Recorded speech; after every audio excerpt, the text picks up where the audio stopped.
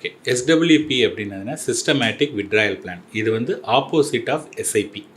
அதாவது எஸ்ஐபி அப்படிங்கிறது வந்து நம்ம ஒரு குறிப்பிட்ட தொகையை மாதம் இன்வெஸ்ட் பண்ணி அந்த தொகை வந்து ஓவர் பீரியட் ஒரு 10 வருஷம் 15 வருஷம் 20 வருஷத்தில் நம்ம வந்து ஒரு பெரிய தொகையாக வந்து அதை நம்ம பில் பண்ணுறோம். இது வந்து ஒன்ஸ் இது பில் பண்ணதுக்கு அப்புறமா இப்போ ரிட்டையர்மெண்ட் ஆயிட்டாங்கன்னு வச்சுங்களேன், அவங்களுக்கு வந்து மாதம் சம்பளம் வராது. அதே சமயத்தில் வந்து அவங்களுக்கு கேஷ் ஃப்ளோ மாதம் ஒரு மணி வேணும். இன்னைக்கு வந்து நிறைய ஜாப்ல வந்து பென்ஷன் வந்து கிடையாது. அப்போ எஸ்டபிள்யூபி எப்படி ஒர்க் ஆகுது அப்படின்னா, ஒருத்தருக்கு வந்து ஒரு particular period whether at the time of retirement அல்லது ஒரு 40-45 வயசுலேயே அவங்களுக்கு வந்து ஒரு கேஷ் ஃப்ளோ வேணும் அப்படின்னா, ஈவன் பிஸ்னஸ் மேன் வந்து அவங்களுக்கு இர்ரெகுலர் கேஷ் ஃப்ளோ வருது, ஆனால் நான் வந்து என்ன பண்ணுறேன், எனக்கு வரக்கூடிய கொஞ்சம் கேஷ் ஃப்ளோலாம் போட்டுட்டு எனக்கு மாதம் ஒரு அமௌண்ட் வந்ததுனா தான் ஃபேமிலி வந்து கம்ஃபர்டபுளாக ரன் பண்ண முடியும் அப்படின்னதா இருந்ததுன்னா அவங்க வந்து அங்கேருந்து எடுக்கிறாங்க இல்லையா, அதுக்கு பேர் தான் வந்து சிஸ்டமேட்டிக் வித்ட்ராயல் பிளான் அப்படின்னு சொல்கிறது.